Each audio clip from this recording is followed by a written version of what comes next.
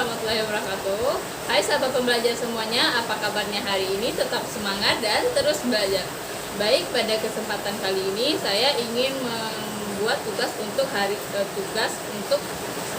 ke-10, di mana tugasnya di sini adalah mengupload video tentang bernyanyi labimba dengan mengubah syairnya, lalu berdialog dengan kalimat verbal 4 HPK. Nah, jadi saya contohkan seperti ini ya. Hai kakak, aduh kemarin kakak Radin nggak masuk ya, nggak belajar ya sama ibu guru ya. Kenapa kak Radin seperti itu? Kenapa kak Radin nggak datang? Oh, kak Radin sakit apa kak Radin? Oh, sakit gigi, GI-nya sakit ya. Ya udah, supaya kakak Radit nggak sakit gigi lagi, ibu guru hari ini mau nyanyi labimba. Kita nyanyi labimba bareng-bareng yuk. 1, 2, 3. Hayo kawan semua, bernyanyilah bimba dengan hati gembira, bersama-sama. BELI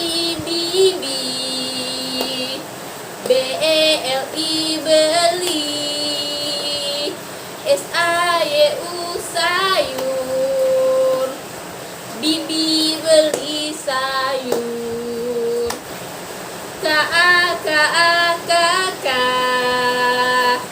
SAKIT sakit, GI gigi, kakak sakit gigi, kakak sakit gigi, kakak sakit gigi, ye. Nah, tadi karena kakak sakit gigi, akhirnya bibinya BI atau MA nya masak sayur, beli sayur ke pasar. Jadi kakak nggak boleh makan yang keras-keras dulu ya kakak Radit ya. Jadi kakak Radit mesti banyak makan sayur, pinter. Jadi jangan lupa makan sayur ya, supaya GI giginya nggak sakit lagi. Oke Bu kakak Radit. Besok kakak Radit jangan lupa minum air putih yang banyak sama makan SAYUR sayur. Iya kak Radit pinter. Nah, baik, untuk tugas selanjutnya adalah menjawab pertanyaan mengenai kegiatan bermain baca-bacaan, di mana pertanyaannya yang pertama yaitu jelaskan apa yang dimaksud dengan kegiatan bermain baca-bacaan. Nah, kegiatan bermain baca-baca ini adalah kegiatan yang menjadi prioritas utama kita sebagai motivator, di mana kegiatan bermain baca-bacaan ini kita lakukan dengan fun learning atau menyenangkan, dengan suasana yang menyenangkan, supaya anak tidak merasa membaca itu membosankan. Nah, yang kedua, jelaskan kegiatan apa saja yang termasuk dalam kegiatan bermain baca-bacaan. Nah, kegiatan yang termasuk dalam kegiatan bermain baca-bacaan, nah, ini adalah bisa belajar modul baca. Jadi kita nanti kita ajak anak bermain baca-bacaan sambil dia mengerjakan modul bacanya atau modul tulis. Nah, yang ketiga, apa tujuan kegiatan bermain baca-bacaan?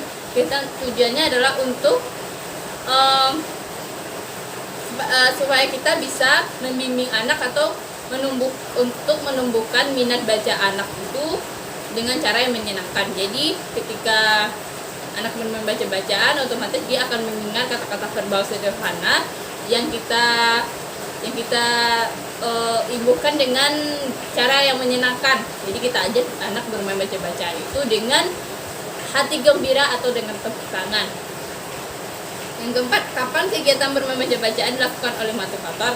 Nah, kegiatan bermain baca-bacaan yang dilakukan oleh motivator bisa kita mulai dari misalnya kita di awal kita membuka, lalu ketika yang wajib itu ketika kegiatan inti. Jadi ketika anak mengerjakan, misalnya dia mengerjakan modul tulis, kita bisa ajak anak bermain baca-bacaan.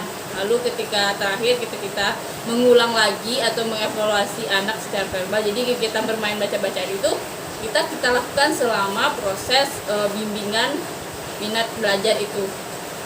Selanjutnya, mengapa kegiatan bermain baca-bacaan menjadi kegiatan prioritas utama yang harus dilakukan oleh motivator?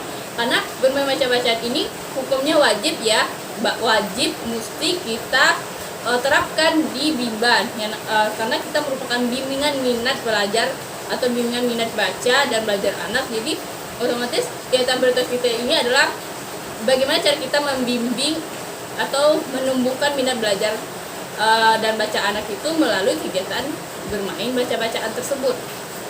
Sebenarnya apa yang harus dievaluasi oleh motivator ketika anak bermain baca-bacaan? Yang harus dievaluasi itu evaluasi kognitifnya ya, terutama bagaimana apakah dia sudah menguasai bacaan huruf verbal tersebut. Bisa kita lihat dari modul yang sebelumnya atau modul yang sedang berjalan atau yang sedang mereka kerjakan.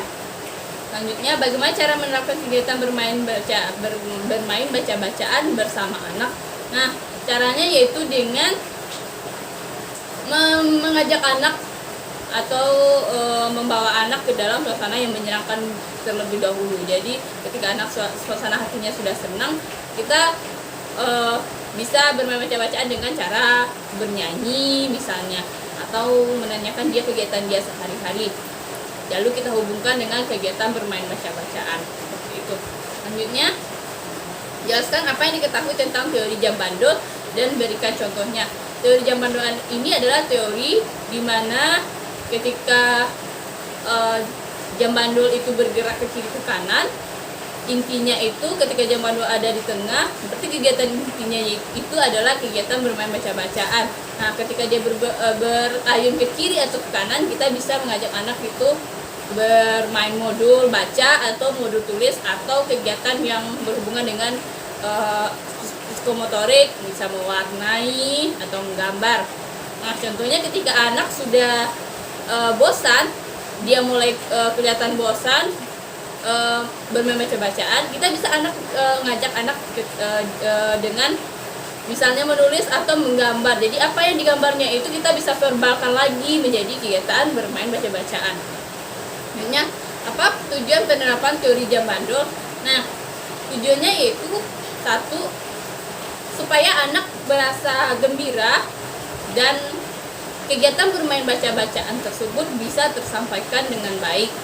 Nah, selanjutnya tujuan yang kedua yaitu supaya proses bimbingan atau pembimbing minat belajar dan baca anak itu bisa sejalan dengan atau bisa kita lakukan dengan terarah. Jadi ketika teori jam bandul itu intinya ada di tengah, di mana intinya tadi itu adalah kegiatan bermain baca-bacaan.